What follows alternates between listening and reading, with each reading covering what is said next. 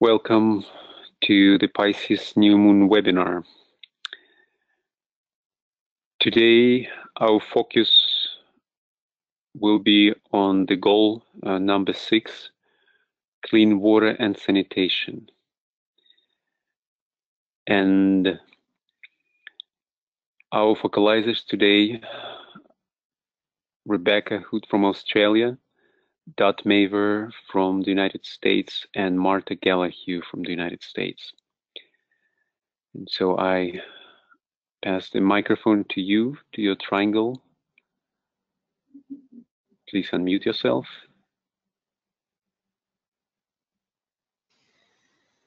Thank you, Alexander. Good morning. Thank you, Rebecca, for joining this early hour for you. Please, the floor is yours. Thank you, and hello, Dot. And I believe Martha will be joining us when she can. Yes. Good morning, Rebecca, and hello, everyone, whatever time it is on it. It's afternoon here on the east coast of the U.S. So I can show my screen, hopefully. Yes, we can see your screen. You can see my screen? Okay.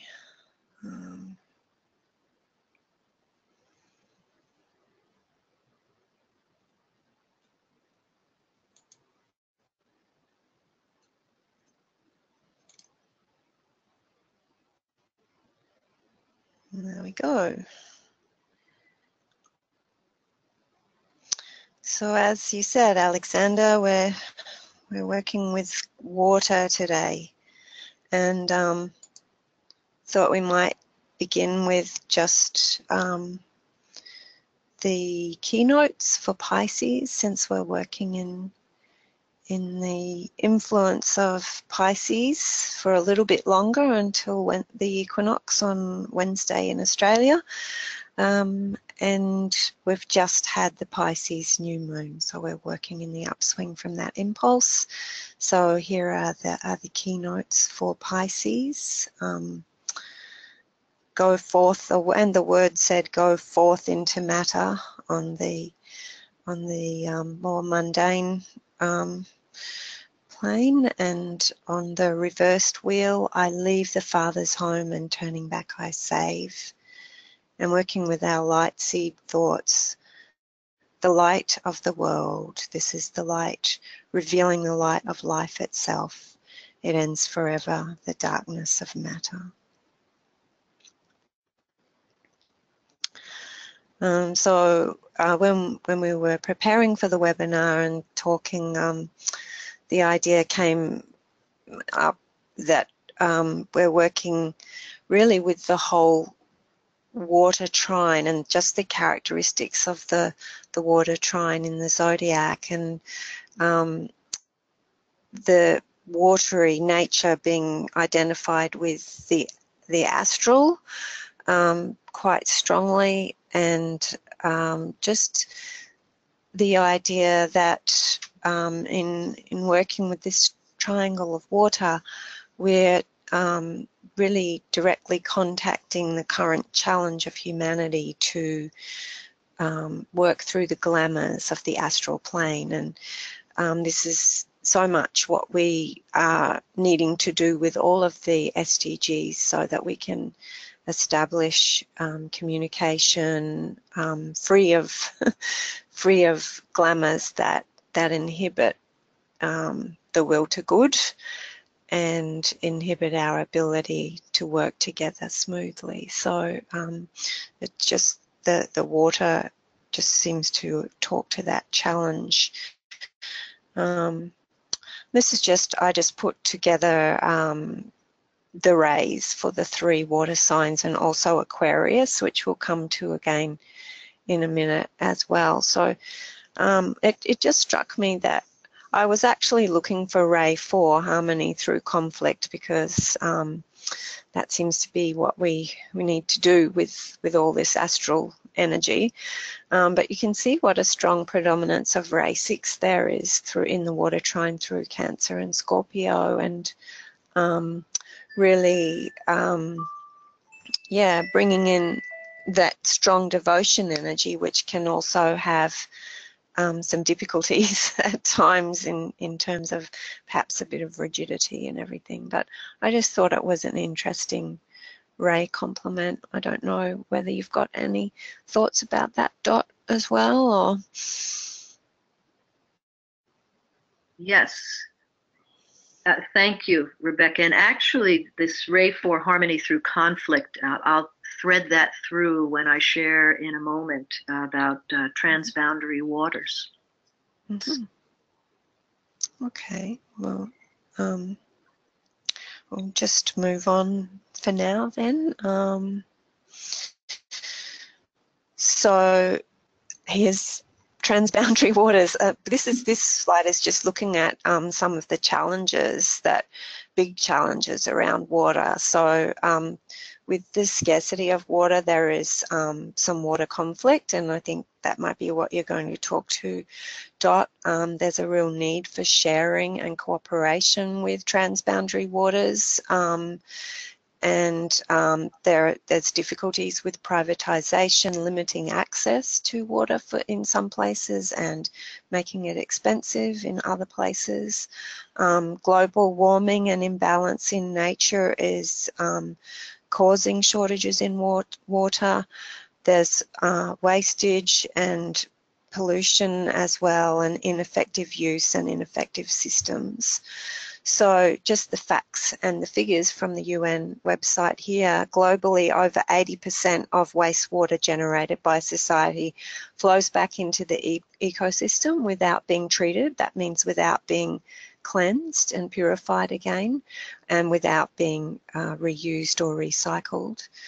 1.8 billion people use a sort of source of drinking water that is contaminated with feces, and that's just an extraordinary figure, I think. And the comment at the bottom that the opportunities from exploiting wastewater as a resource are enormous, and we just need to learn how to safely manage wastewater and all our water, indeed. So, yeah. So over to you, Dot, with the water conflict. Yeah, thank you, Rebecca. And yes, actually, under water challenges here, this water conflict, as we know, water is the new oil, so to speak, right? We hear that all the time politically. And there's absolutely the need to understand sharing. And I'd like to say, we spoke of this actually when we were together in Australia, Rebecca. There's three key things for all of us to keep in mind and heart as we work together and prepare the way for the reappearance, for the coming one. And the first one is sharing. The principle of sharing is critical on this planet for us to actually come together in the spirit of peace and restorative justice. And the second one is clean. And it's time for all of us on whatever level, from personal to interpersonal to interplanetary to around the planet is what I mean by interplanetary.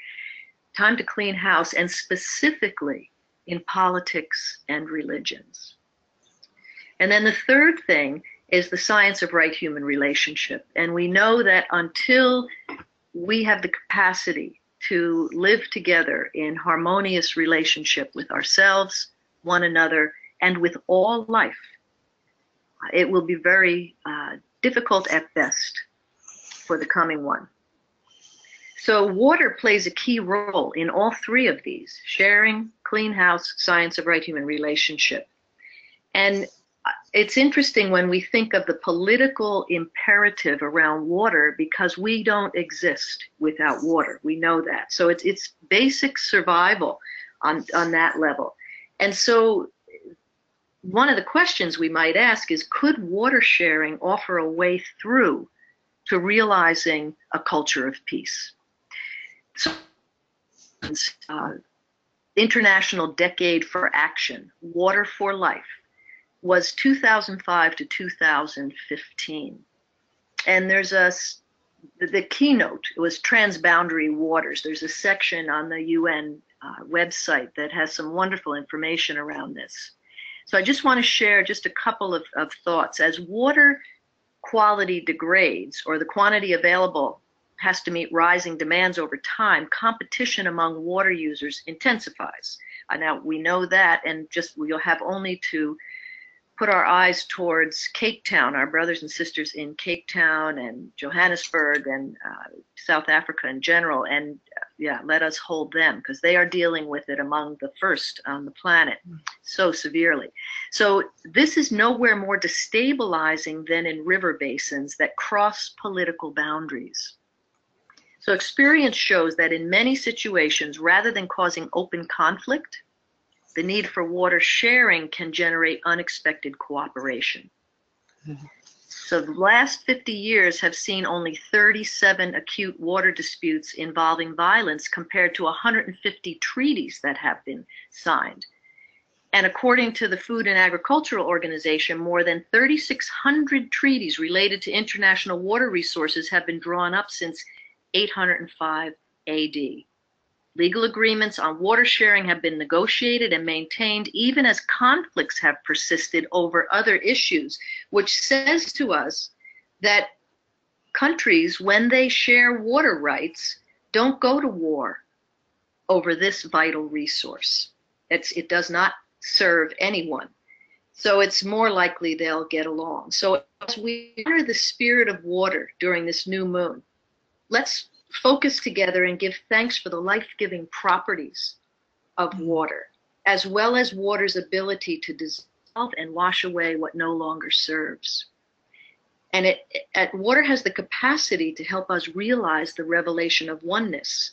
So again, the question we're asking is, could water sharing offer a way through to realize a culture of peace? Back to you, Rebecca. Thanks, Dot. Just wonderful, wonderful thoughts with regard to the possibilities inherent in the situation. And so when we were speaking about the astrological background for the webinar today, we thought that Aquarius was really important. We're working with Pisces and the cusp between Aquarius and Pisces in the greater ages at the moment, and special sort of transition and impulse into Aquarius at the moment. And so that those qualities, those challenges of the water trine, which, you know, all of those abilities to work together and those agreements and those treaties are penetrating through, are also really supported by Aquarius, and this is where the real cleansing quality of the water gets expressed in the air sign of Aquarius, ironically. So, which has the keynote, water of life am I, poured forth for thirsty men. And the light seed thought is interesting too. As everyone probably knows, we've been working with these light seed thoughts over a couple of years in the cyclic meditation process, and the contemplative richness of trying to understand how the light seed thoughts reveal our evolutionary process. So we have the light that shines on earth across the sea, which ever shines within the dark, and cleansing with its healing rays that much which must be purified until the dark is gone. So it's helping to dispel those darknesses of glamour. But then in the moving from Pisces to Aquarius, then in the other direction, it's also creating the cleansing that enables the realization of the light of the world and that savior energy of Pisces. So, yeah.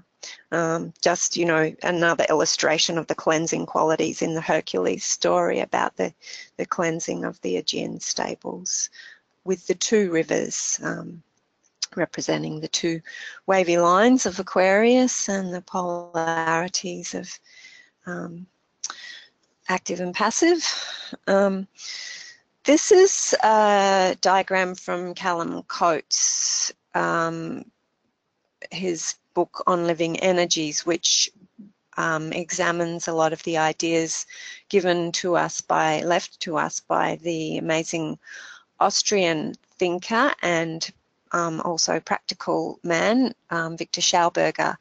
And I just think it's really a beautiful illustration of the circulation of the water on our planet. It's like it's in a laboratory flask, and it circulates up and down, being purified as it goes up and down in that way. And especially important here, if you can see my little pointer, is this penetration into the ground of the water as it condenses and hits the earth. And you know, we have the idea that the water crisis is being accentuated by the problems of global warming and greenhouse gases. Schauberger was actually predicting great problems with our planetary ecosphere many years ago, with the problem of deforestation, which of course is continuing. And this beautiful cycle of transpiration that is illustrated here gets interrupted by the removal of the forests and the trees, because that raises the temperature of the ground surface, and the water then doesn't get attracted to penetrate deep into the ground. So we have more runoff, we have greater evaporation, and when the water gets up to this point here, if it doesn't get pulled back down again, it undergoes a change, which means that it actually leaves our atmosphere and is taking water out of circulation on our planet. So it's a very serious situation, and it's a little bit of a different take from the greenhouse gases one. And there's more to talk about with the work that Victor Schauberger did, because he really tapped into the qualities, the living qualities of water.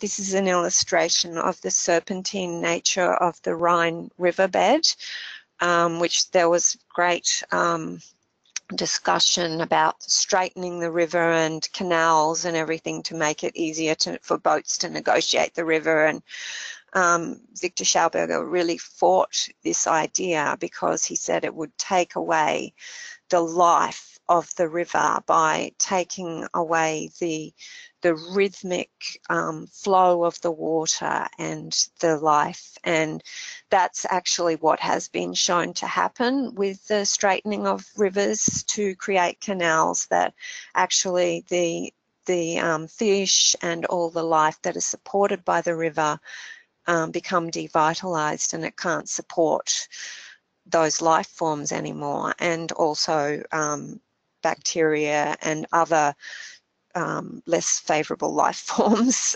tend to multiply in that situation. These are just some beautiful illustrations. The left-hand one is the progression of vortices through flowing water that spiral in different directions. And then on the right-hand side, you can see the wear patterns into the earth of water underneath glaciers.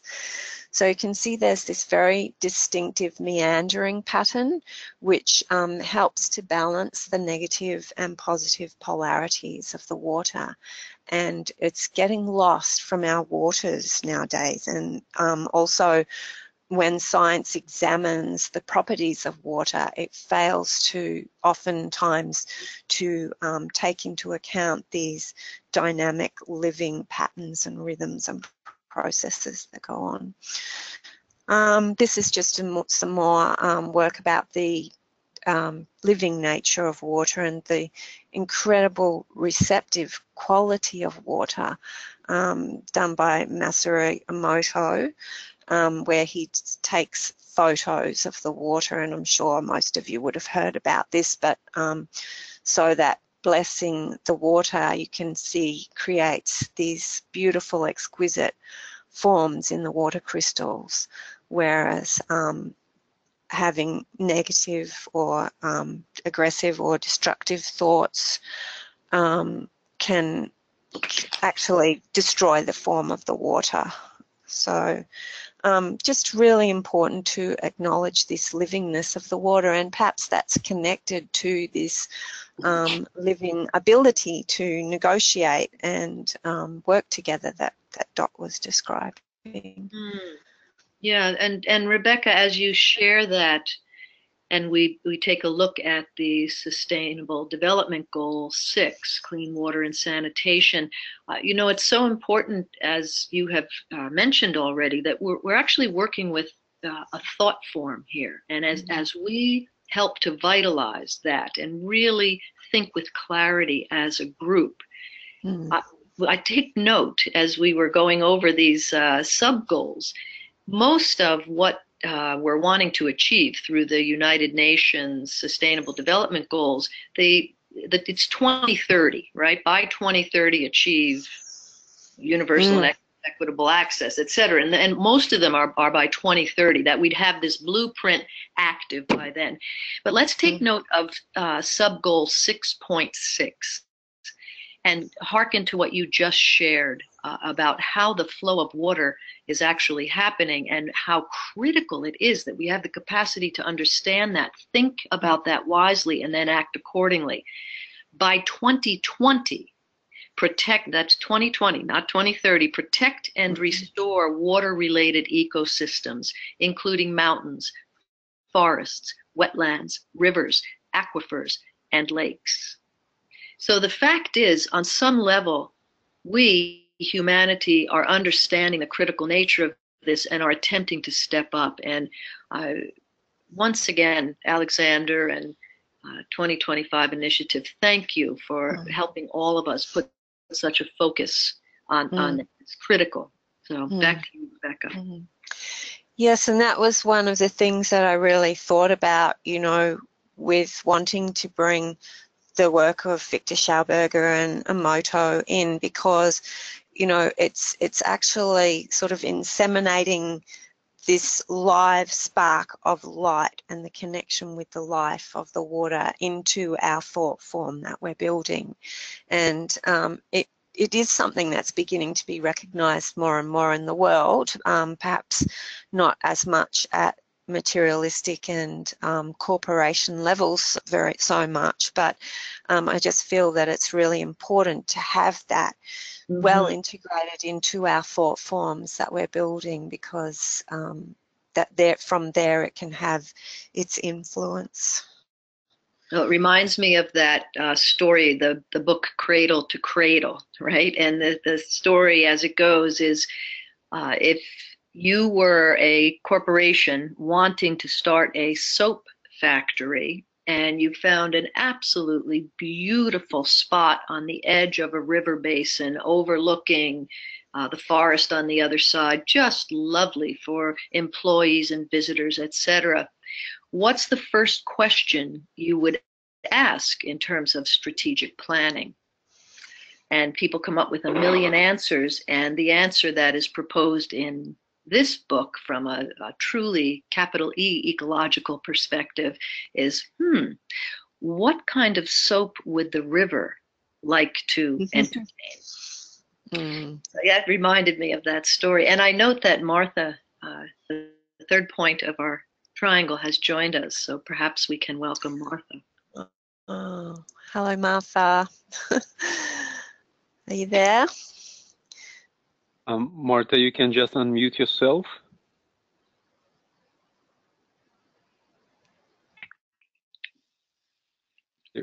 Probably some technical problem, but Marta, if you hear, you can unmute yourself and just join the conversation.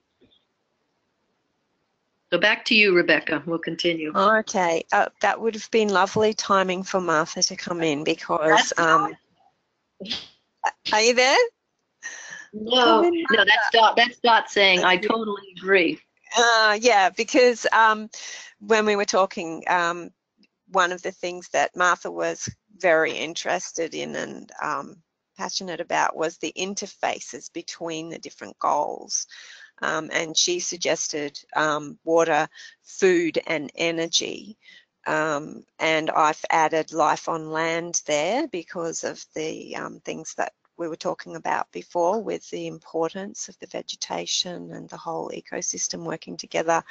And in line with what you were saying, Dot, I've got it all contained within Goal 16, Peace and Justice, because that contains the negotiation, the goodwill, the cleaning house and the science of right human relations and the principle of sharing that we need to do to effectively realise all of these goals. So, beautiful. But I mostly put that there for Martha, so if she does come through, maybe we can flip back and she can speak about that. Great. Yeah. This is another point that Martha wanted to make as well. It's about the UN synthesis report that is being done on the water use and the attempts to work towards this goal. So there's a link. There are 2 handouts on your that you'll be able to download from the chat, and one of them has the information about the synthesis report in it. But I just pulled out, these are all the organisations that are inputting into the synthesis report from, a very broad base of different UN organisations.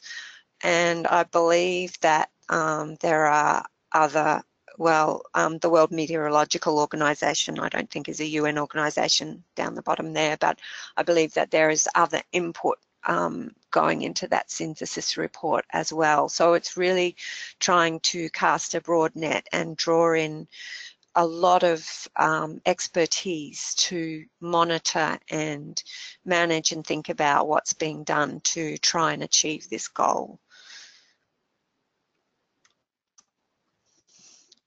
So this is, you were speaking about the Water Action Decade, I think, Dot, but a new Water Action Decade, I understand, is being initiated on World Water Day this year on the 22nd of March.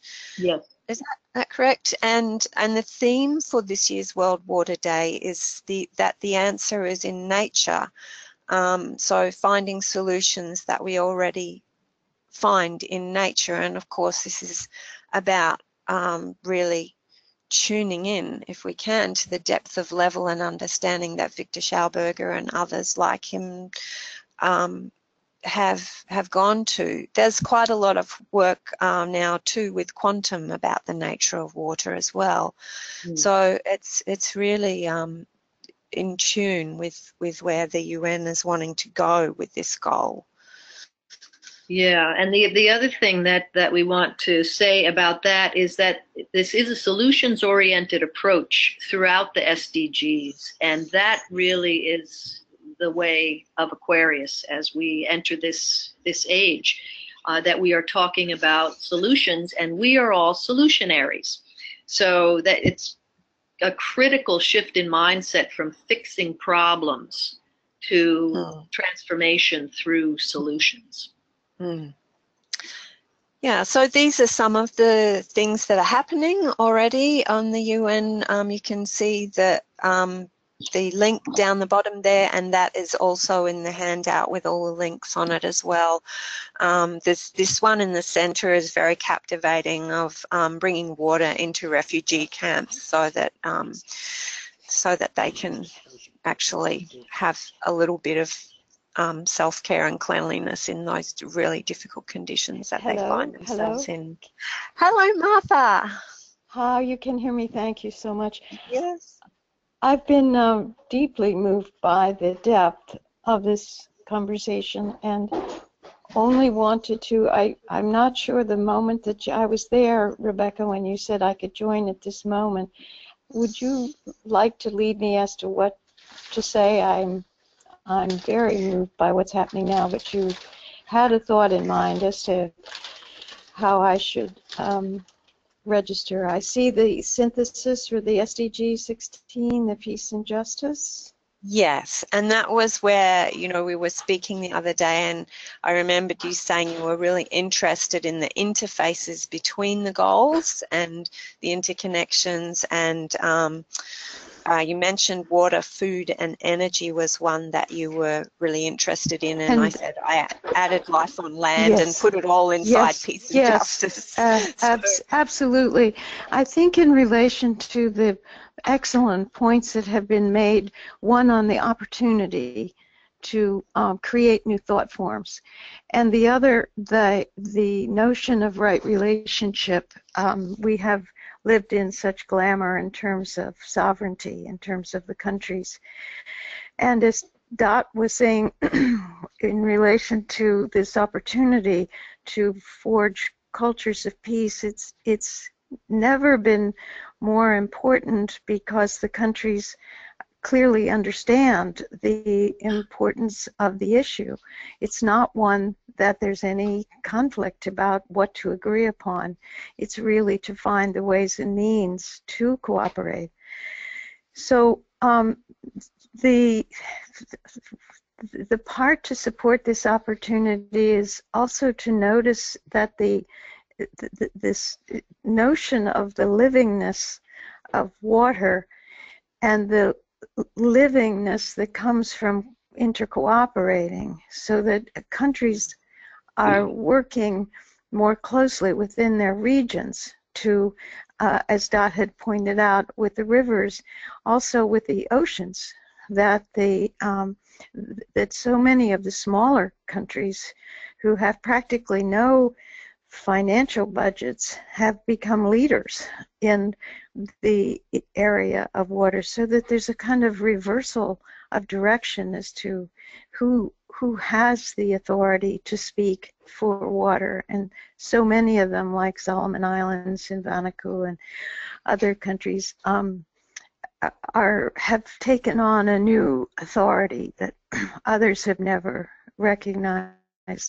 In relation to this right relationship as well, in terms of the thought form, the exchange that you and Dot have been having clearly reflect what a difference it happens in our thinking when we think of water as living. We know we're mostly made up of water, and we know that the water is so impacted by the moon and the stars and the tides and all of those things.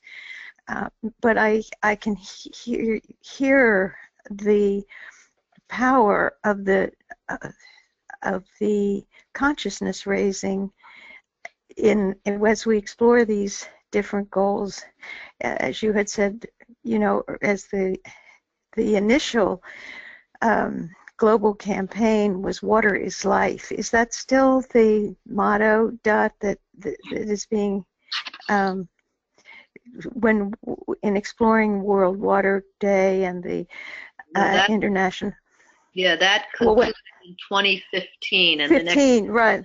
In 2005, it was the first logo was "Water is Life," the first motto for that whole notion, and the two of you are just so brilliantly vivifying that with the Schoenberger's work and your presentation on water is leading to true strategies for culture of peace. So thank you so much. Thanks, Martha.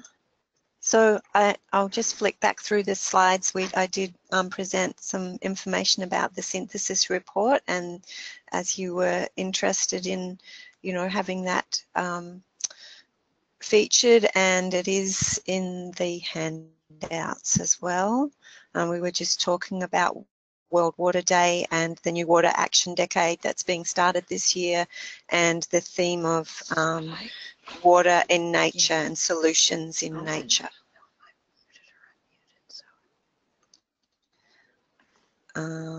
And then we were talking about being solutionaries, Dot, and we were just looking at some of the things that are up on the website that are already being done in terms of cooperation and solutions.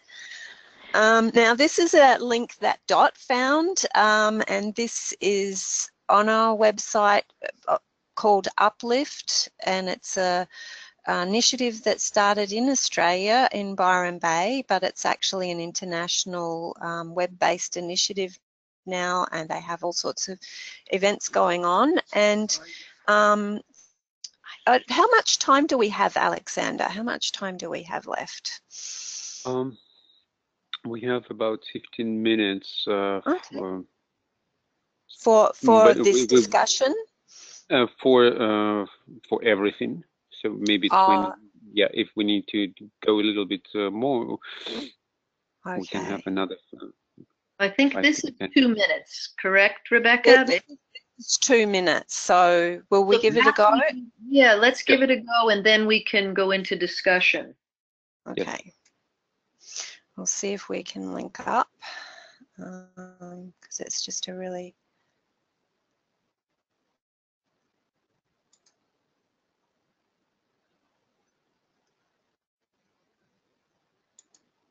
There we go.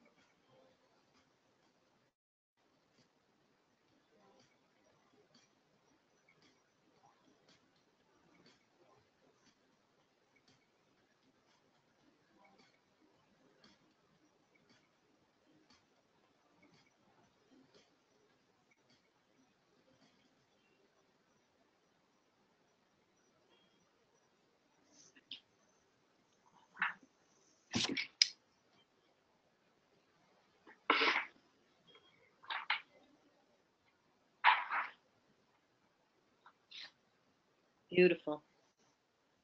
Isn't it beautiful? So I'll see if I can get my screen back. So yeah, I'll just go down to where we were. Rebecca, maybe you can say a couple of words about this Bless the Water initiative. So what we can do, everyone on own place, like how can we join this? Well, it sounds like a very great idea. Yeah. Do you know much about it, Dot? They're actually making a recording, I think, of a music recording of Blessing the Water. Yes. I couldn't find, they said in the clip, you know, go to... If you go to blessthewater.com, you'll see where there are going to be events and activities taking place formally and informally around the world on the 22nd. But even in homes, each time we use water on the 22nd, we offer a blessing. And Rebecca was those slides, that's a presentation by itself. What we know, think, good thoughts, blessing thoughts through water, what happens. And so the idea is to literally bless the water resource on the planet, and it becomes a blessing for Mother Earth. And so regardless of where we are, but if we want to join something, you can find that at blessthewater.com. And it's such a beautiful idea when you think of the fluidity of water. So if you're blessing water that is coming out of a tap, then it's going into the ground and off to wherever it goes. So it's really putting that blessing into circulation. I think that's really beautiful. Yeah.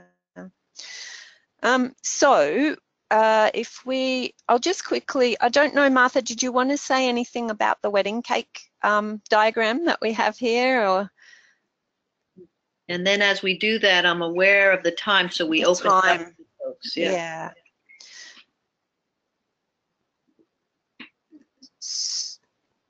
So this, I was really struck the first time I saw this because the economy is, even though the arrows are going in both directions, the economy is seems to be at the top of the wedding cake, and it's the small part, but it's controlling all of the rest. And I think that's very telling, and it's really the whole idea that we're calling for a whole different way of thinking about money and economics, and that's what we need to do if we're going to get this to work. And then I'll just flick through these slides. We were talking about the idea of trying to find a common language, so building bridges between different groups, so finding a common language through goodwill and negotiation and win-win solutions, and standing up for what's important, where you actually do have to have a bit of a dig your heels in and a bit of a confrontation when things aren't being done in a way that's supportive to everything. And Martha did mention that the governments actually had to get together and stand up to the corporations in order for this goal to get put on the agenda. And so that's an example of that standing up for that's needed alongside the negotiation and the finding of the common language, and then just different stratas and interfaces of humanity that are trying to work together there. And then there were some technologies which I'll just quickly flip through. These are flow forms. This is Chalice Well in England, and the flow forms are designed to sustain and improve the rhythm and the formation of the water. These are examples of the use of flow forms to treat wastewater. And these are some examples from the Grandawater. I haven't talked about Grandawater, but there's a lot of links in the handouts about this. This fellow has a plastics factory, and the use of structured water, structured through devices that cause it to flow in these life-giving shapes, has helped him to be able to operate his factory effectively. It stopped a lot of problems that he was having because of the water. Down the bottom, this second one is a heating, it was a heating plant that had a lot of trouble with their water, and were able to solve it through using the structured water from Johann Grander as well. And I just had this slide to finish from Lao Tzu, which says that the highest good is like water. Water gives life to the 10,000 things and does not strive. It flows in places men reject, and so is like the Tao. So over to anyone who would like to make any comments or thoughts or discussions. Thank you, Rebecca. It's a really great presentation. It's, as usual, much more than we could process right away, but yeah, there are handouts here, so you can download them and follow the links that Rebecca mentioned. And if anyone has any comments to share, please raise your hand or write your comments.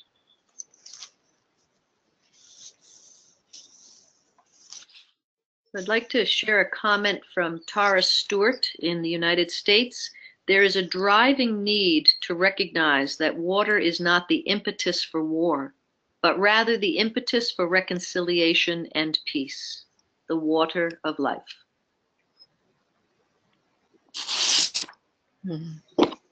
Cool.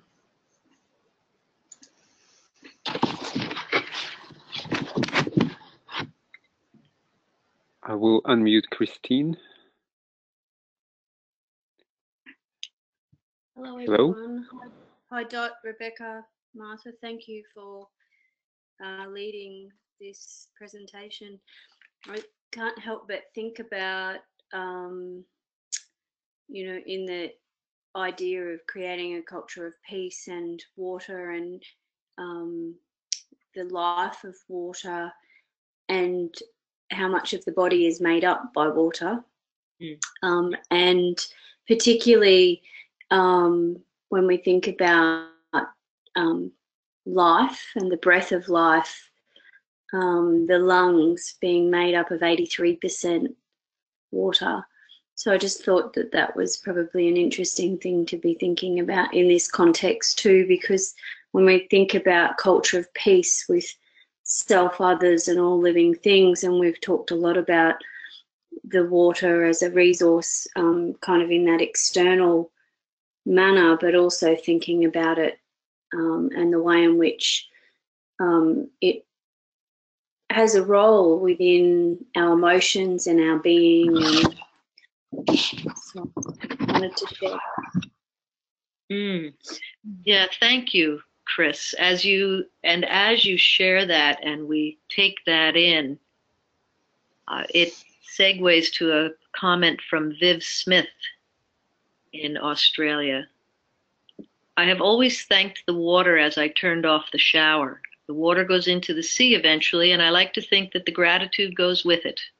We have so much to be grateful to water for. The human body is made of approximately 60% water. The brain and heart composed of 73% water. The lungs about 83%. We can survive without food for a long time, but only a short time without water. All the water on Earth is around 4 million years old, and it is really all the water we have. It's the most abundant substance on Earth. Water has many forms. It can be hard as ice or evaporate as a mist, wear away mountains, or form vast oceans. We can take water as an example of the spirit in all of us. Put a drop of water into a bowl of water and it merges, no longer a separate entity, but part of the whole. It is a universal solvent. When we love, as water does, we dissolve barriers. Think of ourselves as dissolving separation as we love one another through and along life's path. We are also guardians of water.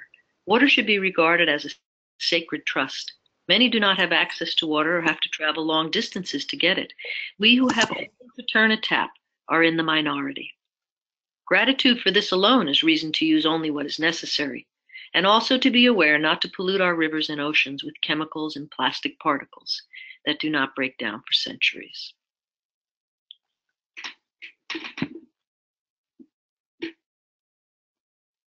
Beautiful. That's a beautiful comment. Thank you.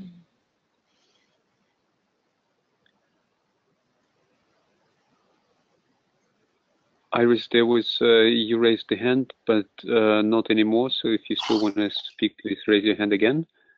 Yes. I will unmute you. Hello. Hello, hello. I was going to say something, but I thought what Viv said was so remarkable, and I thought maybe that was a good way to leave it. But the whole presentation today was very enlightening, and thank you so much, all of you, for this. Yes, I'm so struck by the fact that water is finite. I mean, it was only a year ago that I realized that, and that is something that stuck with me. And that right now we only have 0.08% of it for domestic use. So there's, even though the planet is, 70 to 75% covered in water, but there's so much that we can do with the wastewater right now, the reuse of that. Anyway, thank you all, and I'm going to continue thinking about blessing water more than I ever have. Me too. Thank you. Me too. Thank you, Anna. Thank you, Iris. I think we can go into meditation with all this focus that together we created on water and sanitation. All right.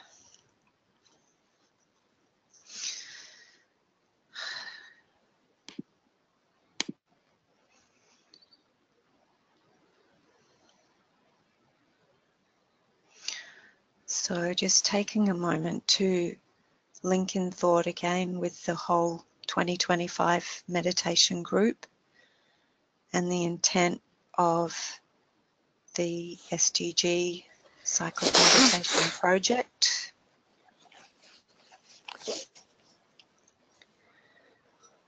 And just refreshing that visualization of all the meditators, all of us in sacred circular formation on the mountain plateau, linked together by the light of common purpose, which thickens and gathers light at the center of the ring.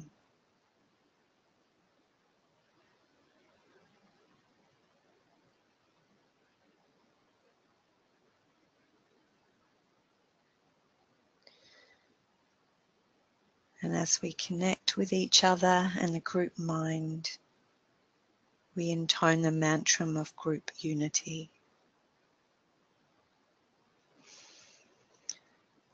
I am one with my group brothers, and all that I have is theirs.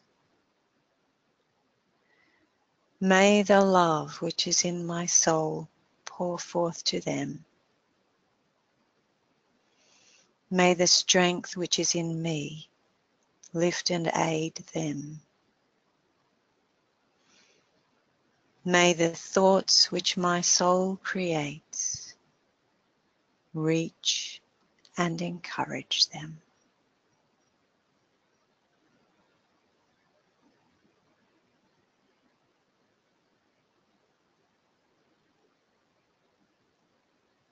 Bringing stillness and focus into the three bodies. Relaxing any physical tensions. Becoming calm in the emotions. And letting the mind come to rest after all the stimulation of the discussion. Thoughts become still. And the mental body becomes like a still lake to perfectly reflect higher mind.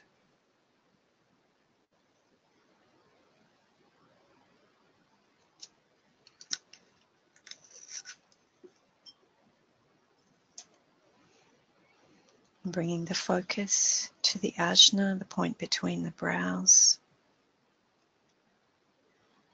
Focusing there.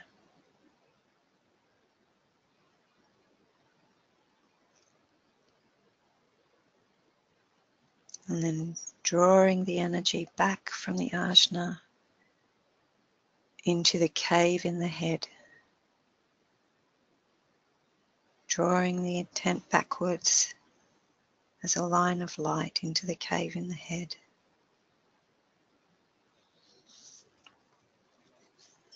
Resting there as you allow the light to build.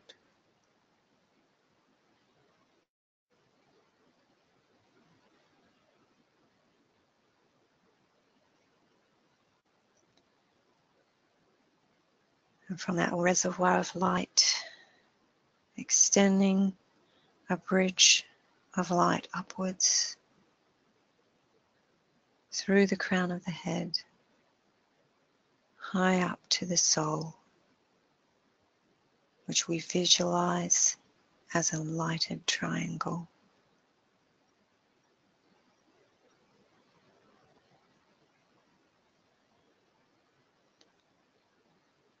Holding the triangle steady.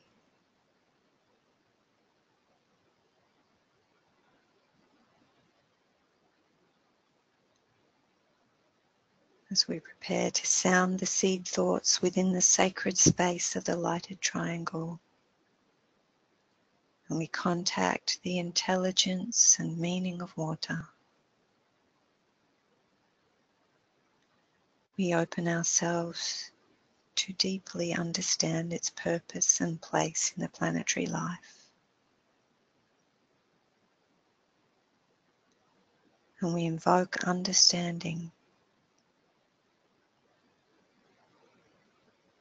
Understanding of how we can work with our brothers to support wise use of water by humanity.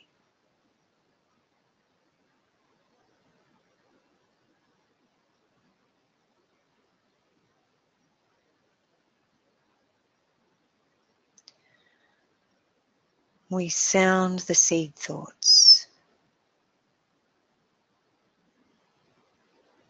The light of the world.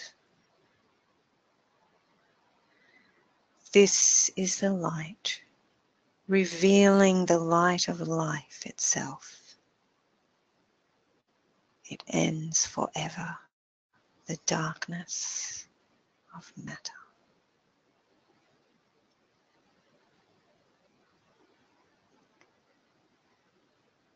The light of the world,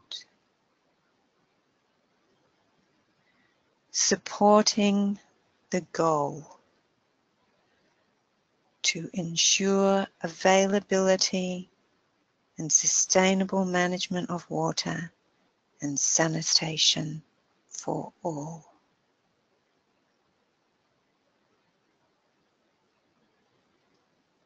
Opening to impressions of how we can achieve the goal to ensure availability and sustainable management of water and sanitation for all.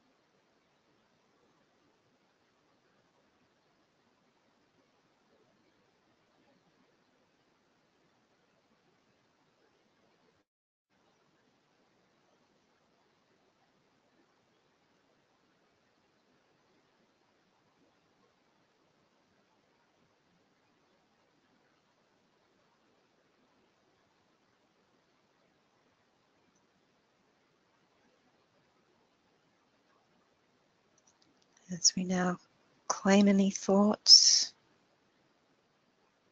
impressions, inspirations. Draw them into the lighted triangle.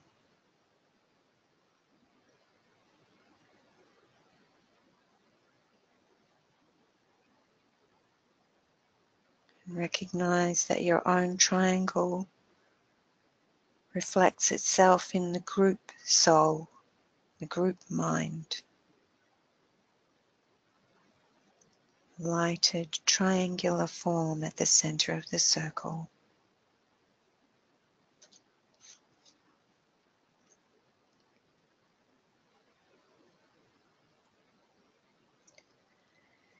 Intend with love that any thoughts or ideas received may flow into the group mind of this group. And see them flowing beyond to the new group of world servers to provide the spark of leaven within the thought of humanity. Flowing forth to all the policy makers and leaders, to all the CEOs, company members, directors, farmers, industrialists, business people,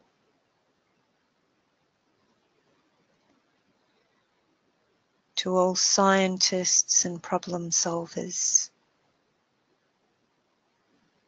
thinkers, artists, musicians, writers, journalists, educators, to groups and communities of all types,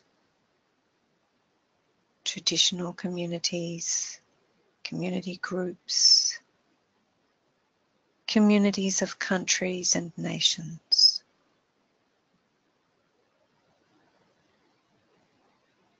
To all bankers, financiers and microfinanciers,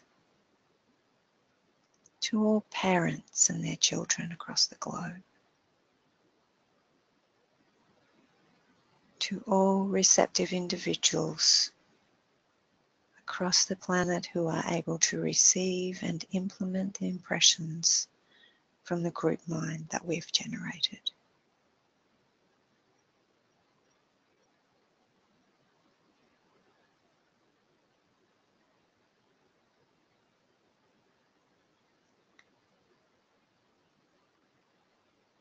As we now descend once more across the bridge of light to the cave in the head,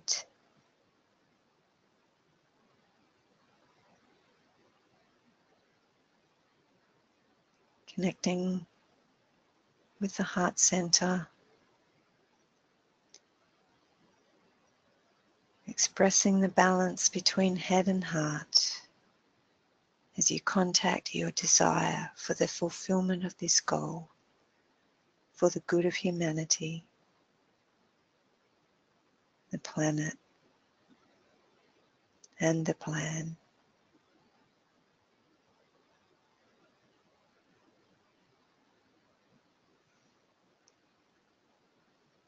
As we now seal this loving distribution of the seeds of the thought forms of solution within the light of the group soul, saturated by the purifying and saving light of Aquarius and Pisces, as we intone the mantra of group unity.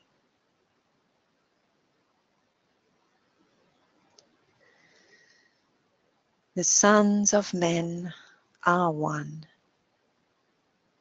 and I am one with them. I seek to love, not hate.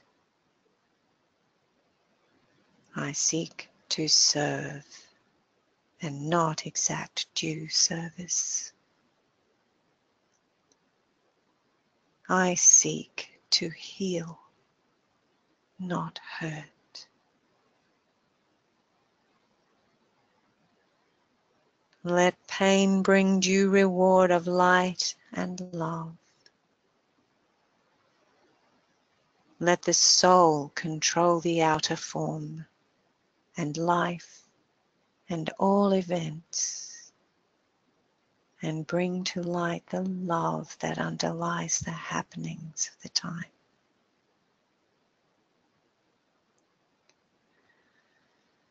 Let vision come and insight.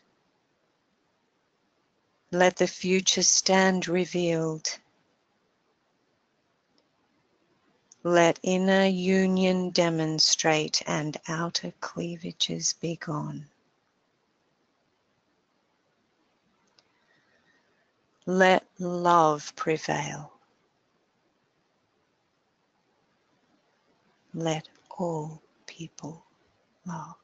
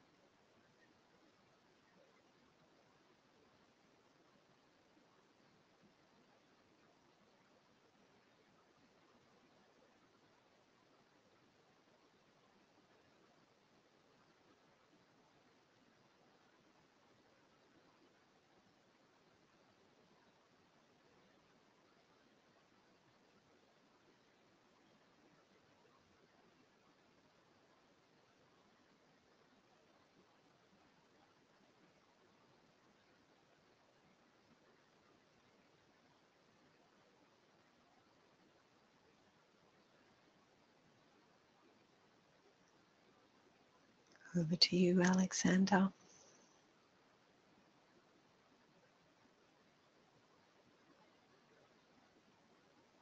Thank you. Thank you, Rebecca. Thank you, everyone, for joining the circle today in our meditative service. Thank you.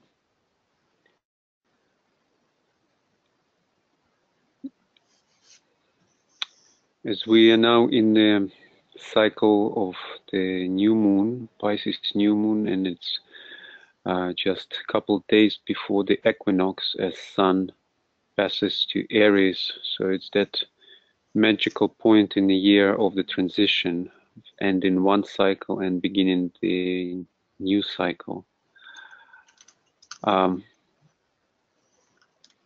invite you to join our equinox celebration on March 20th to celebrate the beginning of the new astrological cycle, and we will use this celebration to present our new year program and to start the new year cycle together. So please join us on March 20th.